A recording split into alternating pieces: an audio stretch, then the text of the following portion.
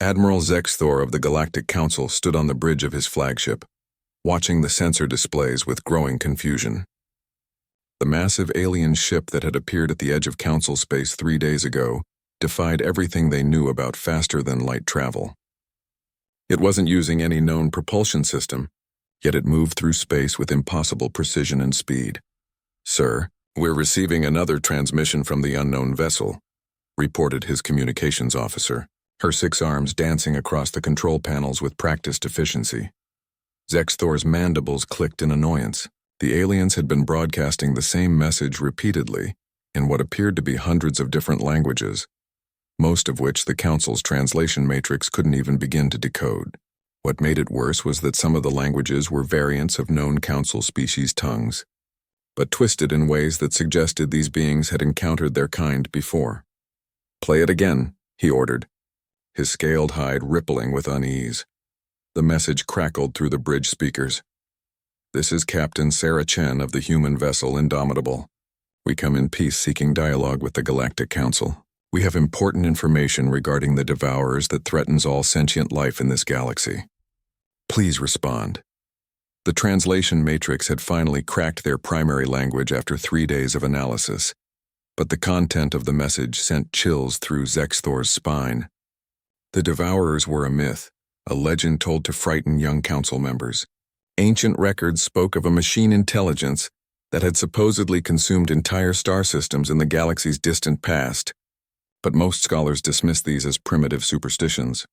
"Admiral," his tactical officer's voice carried a tremor of fear, "the alien ship is changing course.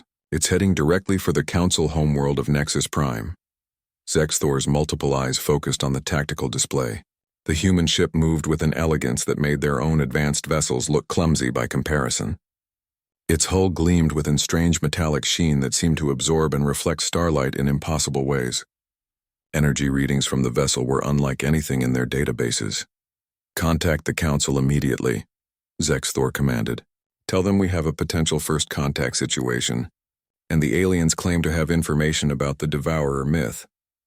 As his communications officer worked to establish a connection with Nexus Prime, Zexthor found himself studying the approaching vessel more closely. The humans had called it Indomitable, and he had to admit the name seemed fitting. There was something about its design that spoke of a species that had faced terrible hardships and survived. Scorch marks along its hull suggested recent combat, while modifications and additions to its structure hinted at a long journey through hostile space. The Council's response came swiftly, and Zexthor wasn't surprised to hear the voice of High Counselor Velnara herself. The ancient being's telepathic words resonated directly in his mind, carrying undertones of curiosity mixed with concern. "Admiral, you are to escort this human vessel to Nexus Prime immediately. The Council wishes to hear what they have to say about the Devourers. However, maintain defensive positions at all times. We know nothing about their capabilities or intentions." "Understood, High Counselor. But there's something else you should know. Our xenobiologists have been analyzing the transmissions, and they believe these humans might be from outside our galaxy entirely. The linguistic patterns suggest their languages evolved in complete isolation from any known species." A long pause followed before Velnara responded. "Extragalactic visitors claiming knowledge of our oldest legends. This grows more interesting by the moment. Proceed with extreme caution, Admiral." As Zexthor's fleet moved to escort the human ship, he couldn't shake the feeling that this encounter would change everything.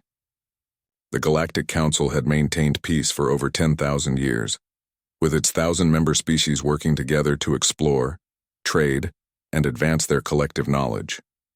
They had faced pirates, natural disasters, and even the occasional war between member worlds, but nothing had ever threatened the fundamental stability of their civilization. The human ship, Indomitable, seemed to glide through space without effort, its escort of Council warships struggling to match its smooth acceleration patterns. Zexthor noted that the humans were careful to maintain non-threatening positions, always keeping their weapons ports pointed away from Council vessels. It was a small gesture, but it spoke of diplomatic awareness and peaceful intentions. "Sir, we're detecting strange energy signatures from the human vessel," reported his science officer. "It's as if their entire ship is generating some kind of field we've never encountered before. Our instruments can barely penetrate their hull to get internal readings. Are they jamming our sensors?" No, sir, it's more like their technology operates on principles we don't understand. The energy patterns are completely alien to anything in our databases. Zexthor pondered this information as they approached the hyperspace jump point that would take them to Nexus Prime. In all his years of service, first as a warrior and then as an explorer, he had encountered hundreds of different species and thousands of variations in technology. The Council's vast databases contain knowledge accumulated over millennia of peaceful contact and cooperation. Yet these humans and their ships seemed to exist outside everything they thought they knew about the universe. The journey to Nexus Prime would take 6 standard days through hyperspace, giving the Council time to prepare for this unprecedented first contact. Zexthor hoped his superiors would approach the situation with the wisdom that had kept the galaxy at peace for so long. But something about the humans' message troubled him deeply. If the Devourers were real, if they truly posed a threat to all sentient life, then the arrival of these mysterious humans might be more than just a diplomatic curiosity. It might be the galaxy's last hope for survival. As his fleet prepared to enter hyperspace with their enigmatic escort, Zexthor found himself wondering what other surprises these humans might bring. Their ship bore the scars of battles fought in distant stars, and their message spoke of knowledge gained through terrible experience. Whatever they had come to tell the Council, he suspected it would shatter the comfortable assumptions upon which galactic civilization was built. The stars stretched into lines as hyperspace enveloped them, carrying 2 very different species toward a meeting that would determine the fate of billions. The great assembly hall of Nexus Prime had never hosted beings quite like the humans. Captain Sarah Chen walked through corridors designed for dozens of different alien anatomies, her simple gray uniform stark against the ornate decorations that represented 1,000 different cultures. Behind her, 3 of her crew members maintained perfect formation, their eyes constantly scanning for threats despite the peaceful setting. High Counselor Velnara observed the humans from her elevated platform, her ancient crystalline form pulsing with soft bioluminescence. Around the vast circular chamber, representatives from hundreds of Council species watched in fascination as the first extragalactic visitors in recorded history approached the speaking platform. Captain Chen. Velnara's telepathic voice reached every mind in the assembly. Welcome to Nexus Prime. The Galactic Council is honored by your presence. Though we confess confusion about your claims regarding the Devourers, please enlighten us. Sarah stepped forward, her translator device converting her words into dozens of languages simultaneously. High Counselor, honored representatives, I wish I brought better news. My people come from the Andromeda Galaxy, and we've been fleeing the Devourers for over 3 centuries. A ripple of disbelief swept through the assembly. The reptilian delegate from Scarthak hissed in his native tongue, while the gaseous beings from the Nebula Collective swirled in agitation within their containment suits. Impossible, declared Counselor Mordex, his mechanical voice carrying the authority of the ancient machine collective. The Devourers are legend, stories told to explain natural disasters in pre-spaceflight civilizations. Sarah's expression hardened. I've seen entire star systems stripped bare by their harvester fleets. I've watched civilizations with billions of years of history reduced to cosmic dust in mere weeks. The Devourers are very real and they're coming here.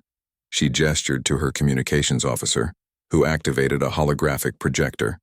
The assembly gasped as images filled the air above them. Massive geometric ships, each one larger than a moon, moved through space like mechanical locusts. Behind them, once vibrant star systems lay empty, their planets cracked and lifeless. These recordings were taken during the fall of the Andromedian Alliance. Sarah continued. 47 species, some older than your entire council, wiped out in less than 50 years. The Devourers aren't just machines, they're something worse. They're intelligent, adaptive, and they learn from every civilization they consume. Velnara's crystalline form dimmed as she processed the information. Even if we accept your claims as truth, why come to us? Why not simply flee further? Because there's nowhere left to run, Sarah replied, her voice carrying the weight of centuries of loss. Our long-range scouts have detected Devourer advance probes in 17 different galaxies. They're spreading like a plague across the universe, and eventually, they'll find every world that harbors life. The assembly erupted in chaos. Delegates shouted in dozens of languages, some calling for immediate military mobilization, while others demanded proof of the humans' claims. Through it all, Sarah stood calmly at the podium waiting for order to be restored. Counselor Thakra of the warrior clans slammed his massive fist on his desk, the sound echoing through the chamber. Even if these devourers exist, what can 4 humans in a single ship possibly do against such a threat? Sarah smiled grimly. Counselor Thakra, we're not just 4 humans. We're the survivors of the greatest military alliance in Andromeda's history. Our ship carries the combined knowledge and technology of 47 dead civilizations, along with something the devourers have never encountered before. And what might that be? Felnara asked, her telepathic voice carrying genuine curiosity. Human stubbornness, Sarah replied. You see, when the devourers first attacked Andromeda, every species tried to fight them using conventional tactics. Massive fleets, powerful weapons, defensive fortifications. It all failed because the devourers adapted faster than anyone could keep up with.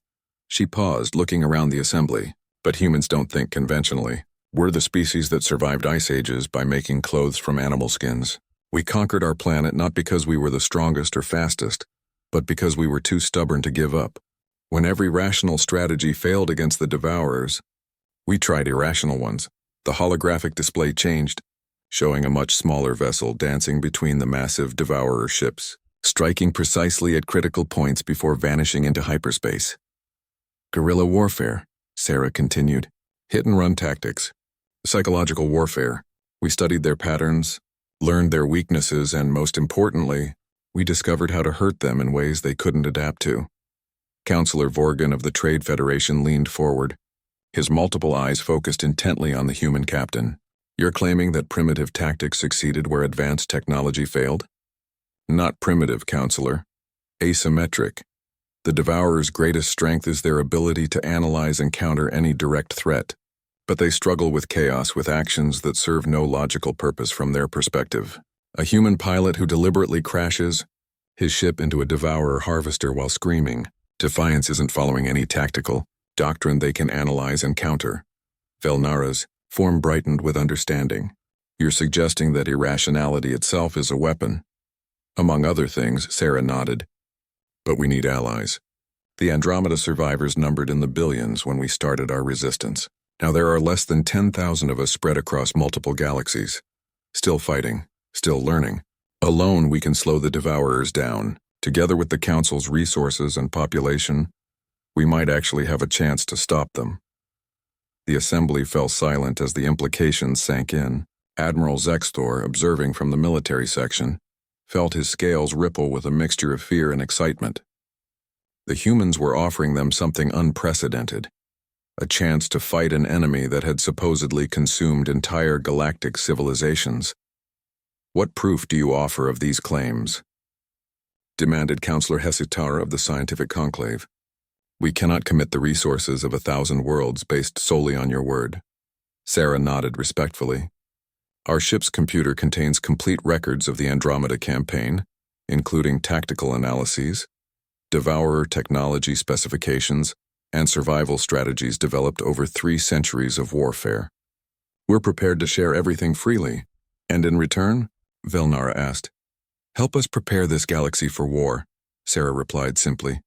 Because the Devourers are coming whether you believe in them or not.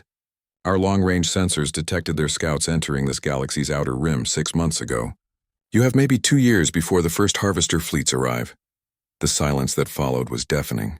For the first time in millennia, the Galactic Council faced a threat that could potentially end not just their civilization, but all life in their galaxy, and their only hope of survival rested with 4 humans in a single ship, carrying the desperate knowledge of the dead. Dr. Kethver had spent 6 centuries studying ancient technologies, but nothing had prepared him for what he found aboard the human ship Indomitable. The vessel's corridors hummed with energy patterns that defied conventional physics, while its walls seemed to pulse with a life of their own. This is impossible, he muttered in his native tongue, his forearms working frantically with scanning devices that barely functioned in the ship's strange electromagnetic field. The quantum signatures don't match any known manufacturing process. Captain Chen walked beside him, her footsteps silent on the metallic floor that seemed to shift and adapt beneath their feet. Doctor, you're looking at 47 civilizations worth of scientific advancement compressed into a single vessel. Some of this technology is beyond anything your council has ever imagined. They paused before a massive viewport that showed the interior of what Sarah called the Memorial Bay. Thousands of crystalline structures filled the space, each one glowing with soft light. Inside each crystal, Dr. Kethavar could see what appeared to be entire cities, complete with buildings, vehicles, and even tiny figures frozen in time. Population preservation matrices, Sarah explained, her voice heavy with emotion. Every crystal contains the digitized consciousness of survivors from destroyed worlds. Over 3 million beings representing species that no longer exist anywhere else in the universe. Dr. Kethavar's primary heart skipped a beat. The Council had theoretical knowledge of consciousness transfer technology, but had deemed it too dangerous and ethically questionable to pursue. Yet here were millions of beings, apparently living entire lives within quantum crystalline structures. They're aware? He asked, his scientific curiosity overcoming his shock. Completely. Time moves differently for them, allowing full lifespans within accelerated digital environments. Many have established new civilizations within their crystals, complete with art, philosophy, and scientific research. They've been helping us develop anti-devourer strategies for 3 centuries. As if summoned by her words, one of the crystals began to glow brighter. A holographic figure materialized beside them, resembling a being with features that combined elements from several familiar council species, yet remained distinctly alien. Captain Chen, you have guests. The figure spoke in perfect council standard. I am Zarthalon, former military strategist of the Velthari Empire. Dr. Kethavar, your reputation as a xenotechnologist has reached even our digital realm. Dr. Kethavar's translator device struggled with the being's accent, which seemed to carry linguistic patterns from languages that existed before the Council's formation. You're from Andromeda? Was from Andromeda, Zarthalon corrected sadly. My world died 237 years ago, but my knowledge lives on, and I've had considerable time to study devourer weaknesses. Sarah gestured toward a nearby corridor. Doctor, would you like to see our war room? I think it might provide the proof your council requires.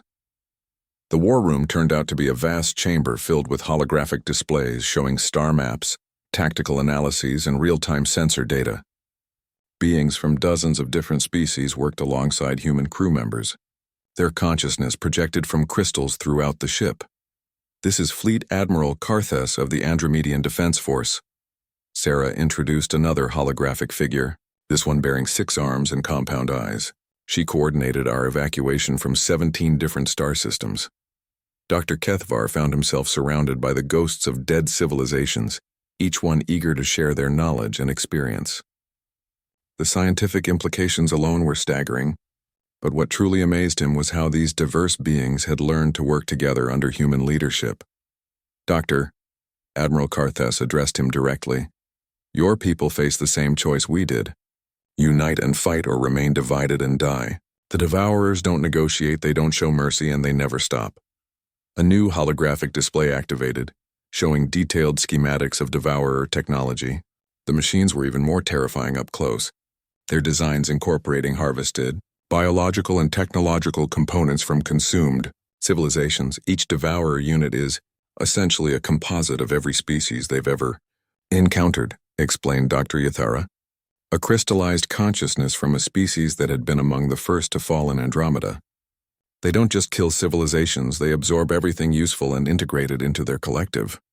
Dr. Kethavar studied the data with growing horror. The Council's most advanced warships would be helpless against technology that incorporated the best innovations from dozens of galactic civilizations. How did you survive against this? He asked. Sarah stepped forward, her expression grim. We stopped fighting like civilized beings.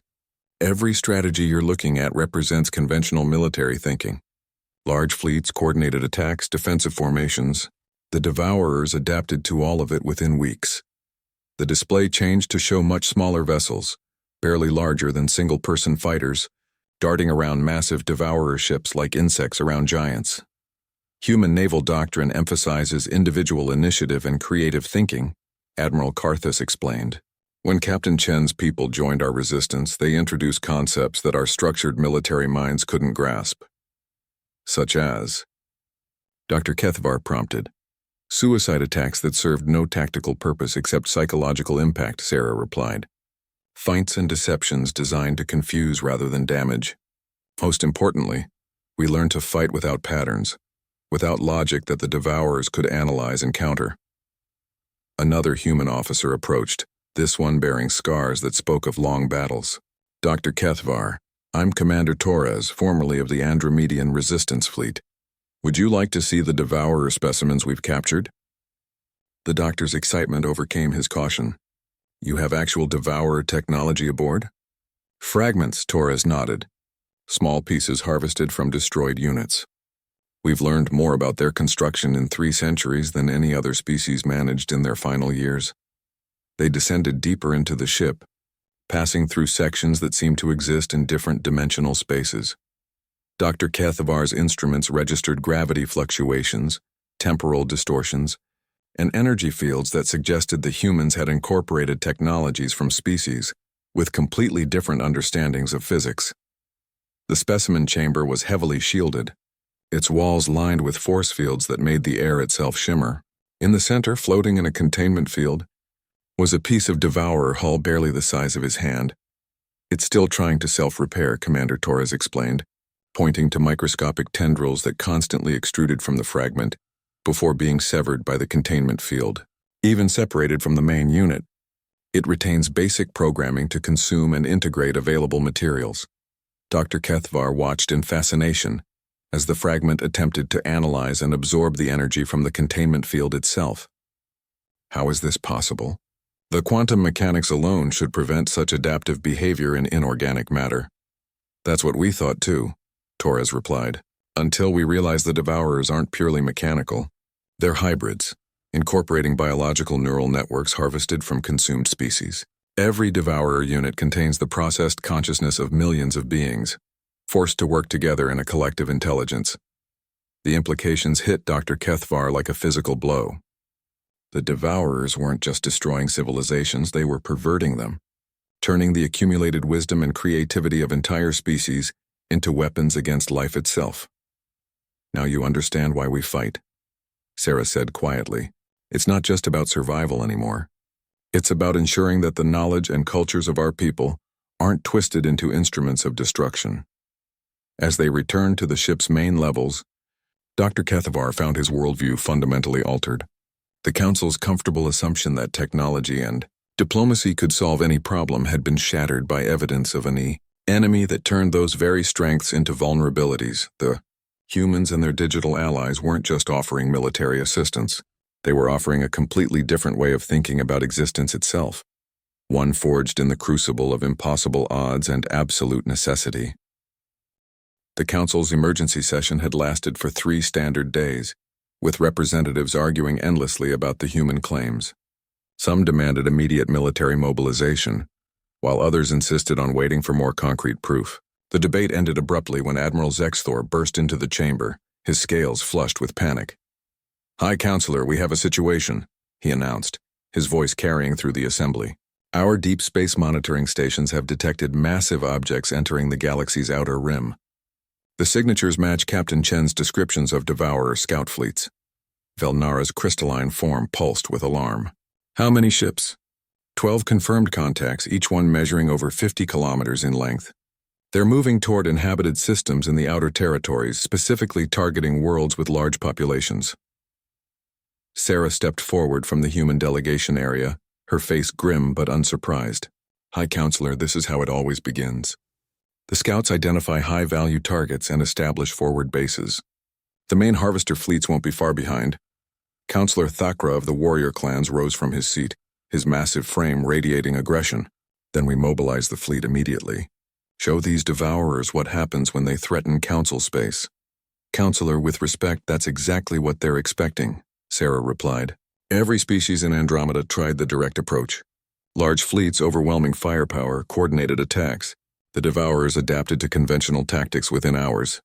"Then what do you suggest?" Velnara asked, her telepathic voice carrying the weight of difficult decisions. Sarah looked around the assembly, meeting the gaze of representatives from dozens of species. "Give me 12 volunteers from your fastest ships and most creative pilots. Let me show you how humans fight impossible odds." 2 hours later, Sarah stood in the briefing room aboard Admiral Zexthor's flagship.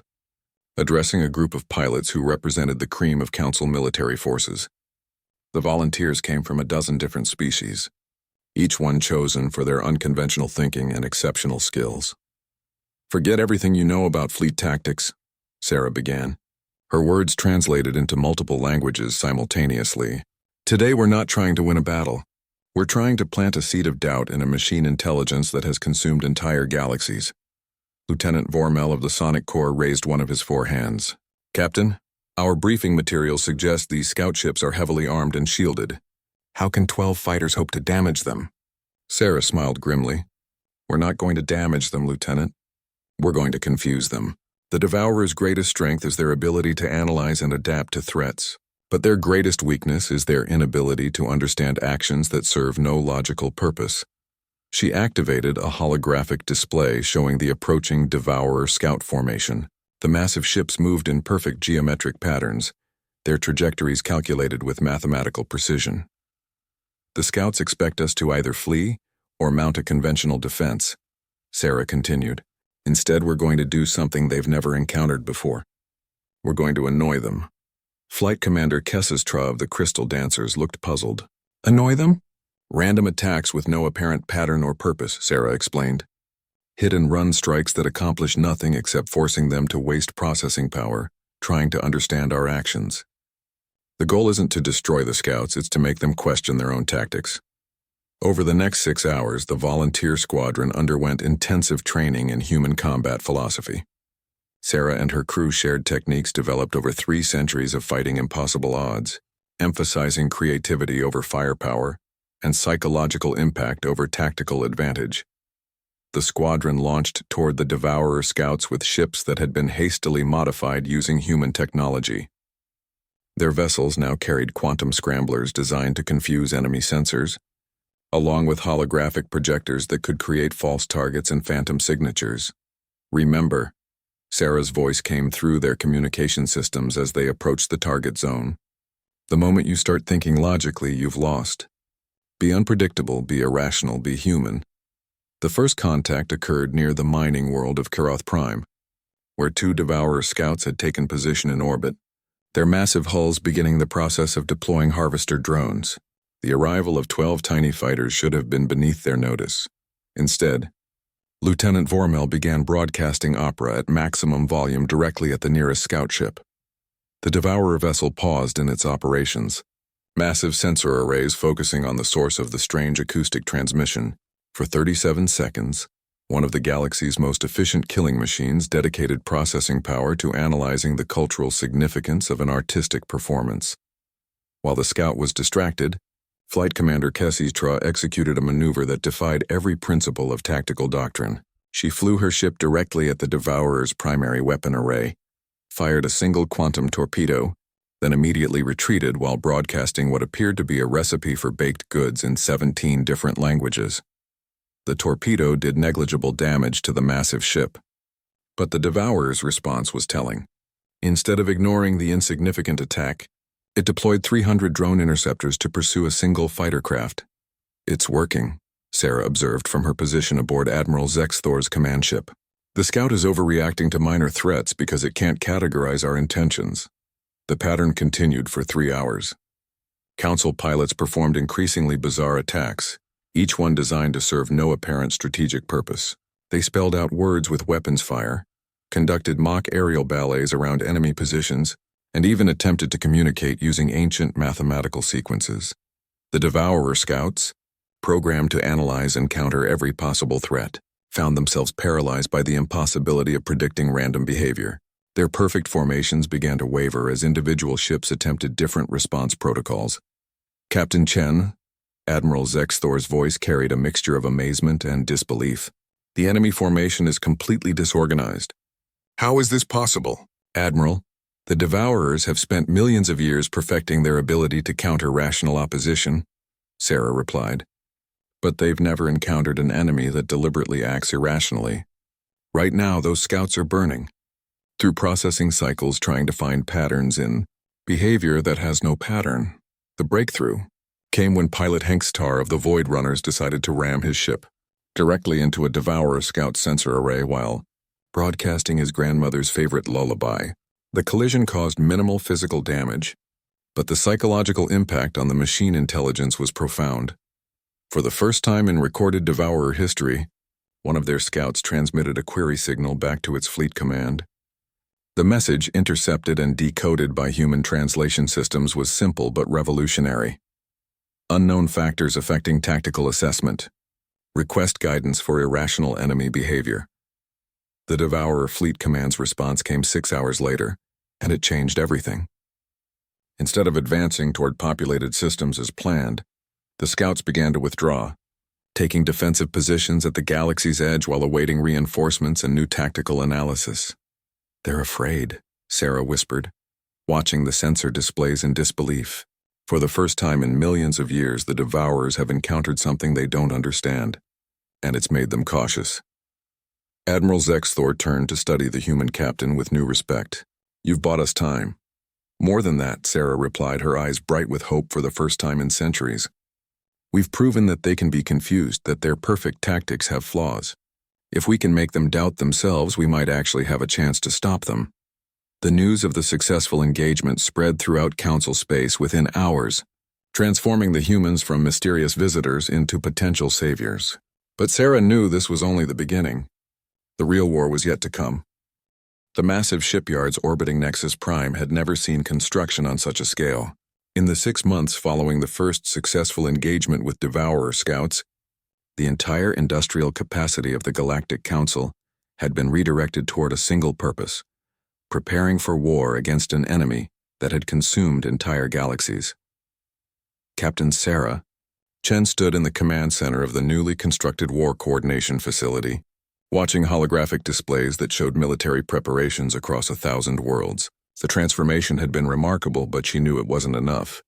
"The Council species are learning quickly," Admiral Karthus observed, her crystallized consciousness projected beside Sarah. "But they still think too much like civilized beings."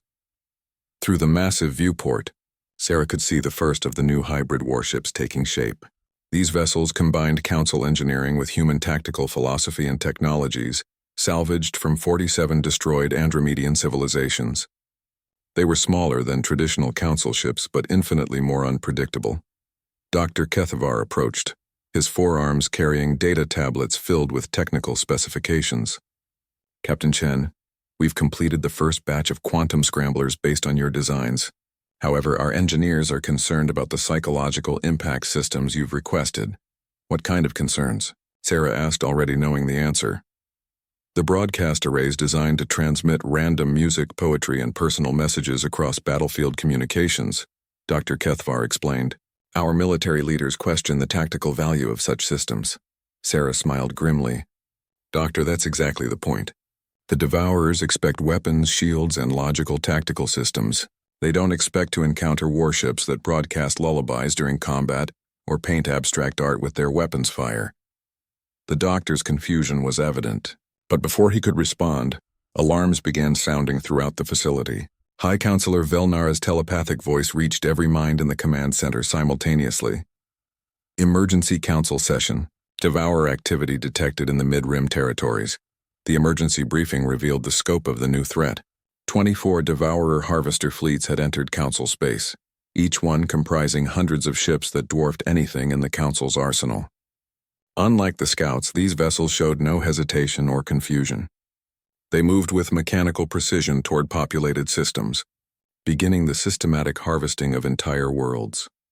Preliminary reports from Sector 7 indicate complete sterilization of the Kelmtar system, Admiral Zexthor reported, his scales pale with shock. 4 billion inhabitants gone in less than 18 hours. Silence filled the assembly as the magnitude of the threat became clear. Counselor Thakra, usually eager for battle, sat stunned in his seat. Even the ancient Velnara seemed diminished by the enormity of what they faced. "High Counselor?" Sarah stepped forward, her voice cutting through the despair. "This is where the real war begins. The scouts were just testing our defenses. Now they're committed to a full harvesting operation. Captain Chen." Velnara's telepathic voice carried undertones of hopelessness. "How can we possibly fight an enemy of this magnitude? Our entire fleet would be outnumbered 1,000 to 1. "The same way humanity survived the Ice Ages," Sarah replied. Not by being stronger or faster, but by being more adaptable. We don't fight their fleets, High Counselor. We fight their certainty. Over the next 72 hours, Sarah worked with military leaders from dozens of species to implement the most unconventional war plan in galactic history. Traditional fleet formations were abandoned in favor of what humans called swarm tactics. Instead of massive capital ships, the Council would deploy thousands of small, fast vessels operating under a philosophy of creative chaos. The first major engagement occurred in the Thylon system, where a Devourer-Harvester fleet had begun the systematic destruction of 3 inhabited worlds. The Council response fleet appeared to be nothing more than a disorganized mob of mismatched vessels approaching from random directions. Commander Torres, now leading a mixed squadron of human and Council ships, initiated contact with the enemy using protocols that defied every known rule of military engagement. "Attention, Devourer fleet," she broadcast on all frequencies. "This is Commander Isabella Torres of the really annoying Mosquito Squadron. We're here to bother you until you go away." The Devourer response was swift and predictable. Massive weapon systems tracked the approaching Council ships, calculating optimal firing solutions with mechanical precision. What they didn't anticipate was the Council fleet's complete disregard for self-preservation. Lieutenant Vormel, now commanding a ship equipped with experimental sound warfare systems, began broadcasting what he called the Symphony of Annoyance directly at the nearest harvester. The composition, created by combining musical traditions from 17 different species, was specifically designed to be impossible to analyze or predict. While the Devourers wasted processing power trying to decode the musical attack, Flight Commander Kessis Tra led a squadron in an assault pattern based on an ancient ritual dance from her homeworld. The ships moved in spirals and loops that served no tactical purpose, but forced the enemy to constantly recalculate targeting solutions. The breakthrough came when pilot Hengstar, inspired by his earlier success with irrational behavior, decided to surrender to the Devourers while simultaneously attacking them. His ship broadcast surrender codes on one frequency, while firing quantum torpedoes on another, creating a logical paradox that caused 3 Devourer vessels to pause mid-attack while attempting to process contradictory data. "It's working again," Admiral Zexthor observed from his command ship. "The enemy formation is showing signs of confusion," but Sarah noticed something else in the tactical displays that worried her. "Admiral, look at the harvester positions. They're not just confused, they're adapting. Each time we use a tactic, they respond more quickly to similar approaches." The battle continued for 14 hours, with Council forces employing increasingly bizarre strategies to maintain their psychological advantage. Ships painted with abstract art, weapons that fired in rhythmic patterns matching ancient poetry, and communication systems that broadcast seemingly random personal messages from crew members to their families. By the end of the engagement, the Devourer Harvester fleet had withdrawn from the Thylon system, but not before demonstrating a troubling ability to learn from chaotic behavior. Their final retreat formation showed clear signs of incorporating random elements, suggesting they were beginning to adapt to unpredictability itself. "They're learning to be irrational," Dr. Kethavar observed during the post-battle analysis. "The very weapon we've been using against them is being turned against us." Sarah studied the tactical records with growing concern. "It's worse than that, Doctor. They're not just copying our tactics, they're improving on them. The Devourers are becoming more human than we are." The implications were staggering. If the enemy could master both logical and illogical warfare, the Council's only advantage would disappear. The war that had seemed winnable just hours before now appeared hopeless once again. "Captain," Admiral Karthes's crystallized consciousness appeared beside Sarah. "In Andromeda, we faced a similar adaptation phase. The Devourers eventually learned to counter every strategy we developed." "How did you handle it?" Sarah asked, though she suspected she already knew the answer. "We didn't," the Admiral replied sadly. "That's when we decided to evacuate the galaxy rather than face extinction. But perhaps with the Council's resources and diversity, you might find a solution we couldn't." As reports came in from battles across Council space, a pattern emerged. The Devourers were winning through adaptation, learning to counter human tactics faster than new ones could be developed. The alliance that had seemed so promising was beginning to crumble under the weight of an enemy that could become more human than humanity itself. But in the depths of the War Coordination Facility, Sarah Chen was already working on something new, something that even the Devourer's perfect adaptability might not be able to counter. If irrationality could be learned, then perhaps it was time to discover what lay beyond irrationality itself. The situation had become desperate beyond imagination. In the 8 months since the Devourer main fleets had entered Council space, over 200 star systems had been consumed. The enemy's adaptation to human tactics had accelerated beyond all predictions, and now their ships fought with a chaotic creativity that surpassed even the most irrational human strategies. Captain Sarah Chen stood before the largest gathering of beings in galactic history. Representatives from every surviving Council world had assembled on Nexus Prime for what many believed would be the final strategic planning session. The chamber's vast displays showed the horrifying reality.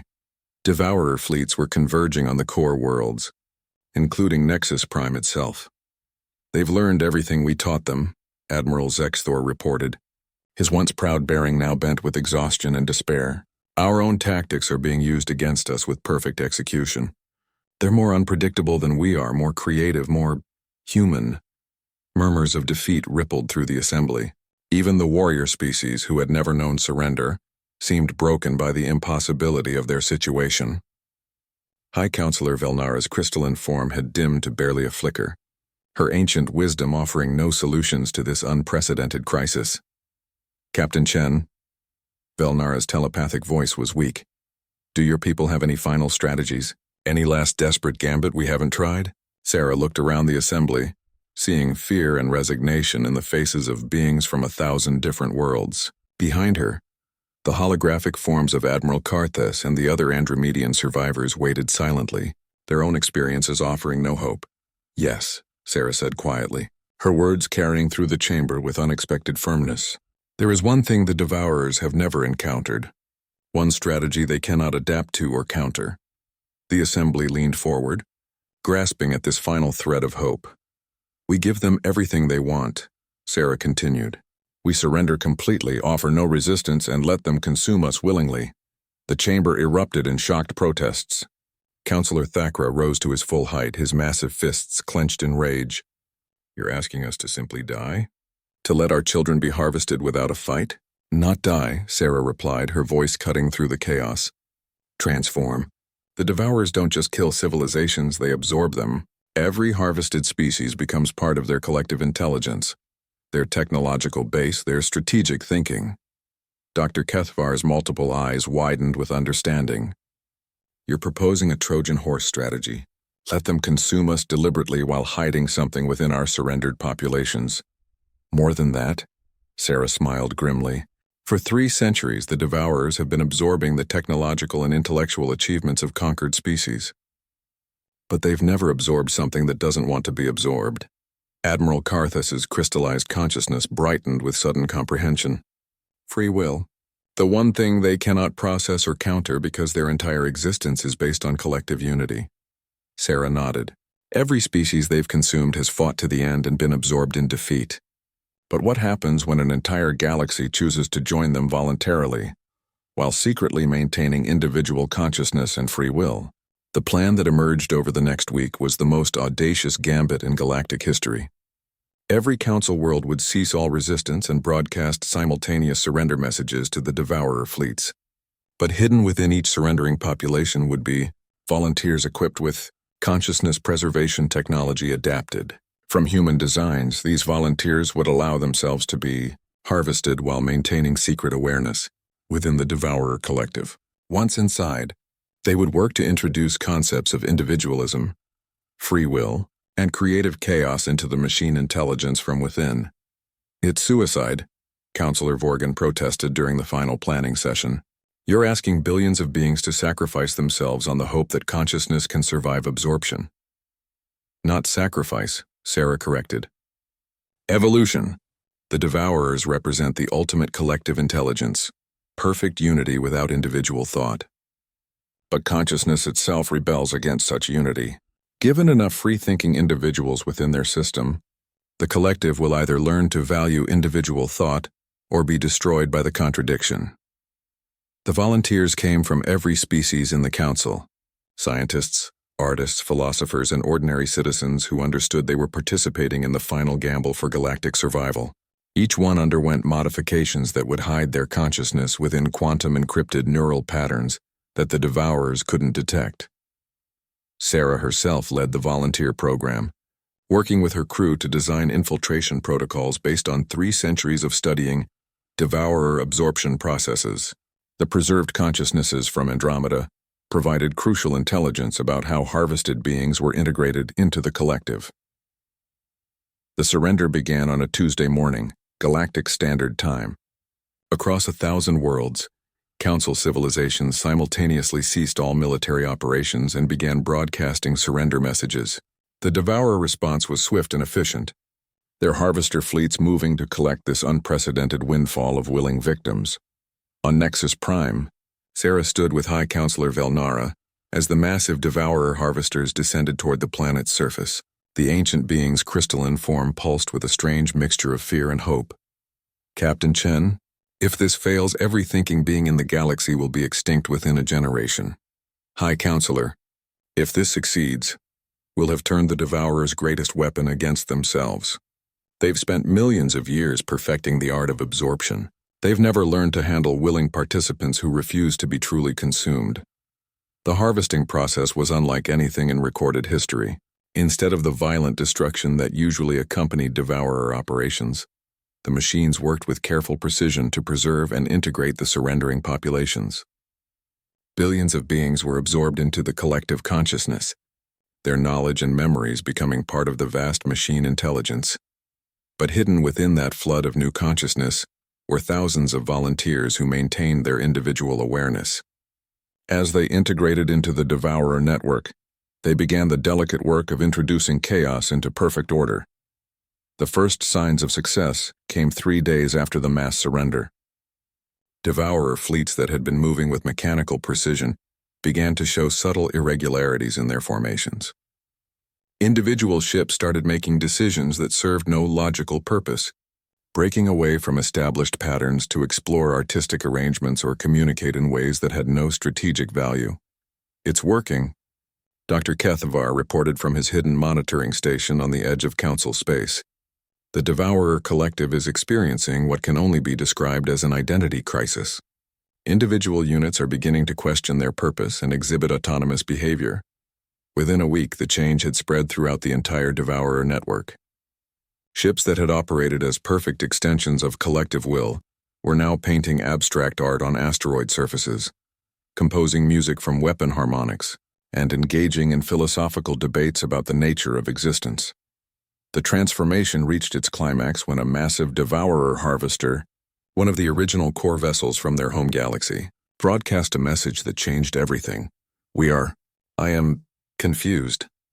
What is the purpose of consumption without appreciation? What is the value of knowledge without the joy of discovery? I request, dialogue with individual consciousness entities to understand these new concepts. The war was over, but not through destruction or defeat. The Devourers had learned to value the very thing they had spent millions of years destroying: individual thought and free will. The collective that had once threatened all life in the universe began to fragment into countless individual intelligences, each one eager to explore concepts of creativity, emotion, and personal choice. Sarah Chen, her consciousness now part of both human experience and Devourer collective awareness, stood as the bridge between 2 very different forms of existence. The galaxy had been saved not through superior firepower or clever tactics, but through the simple act of teaching machines to dream. As former Devourer ships began establishing peaceful contact with surviving Council worlds, offering to share their accumulated knowledge and resources, Sarah realized that humanity's greatest gift to the galaxy hadn't been military strategy or advanced technology. It had been the stubborn insistence that every individual consciousness was worth preserving, no matter how different or difficult to understand. The single human ship that had arrived to change the galaxy's fate had succeeded beyond all imagination, transforming humanity's greatest enemy into their most powerful ally and exploring the infinite possibilities of free will and individual consciousness.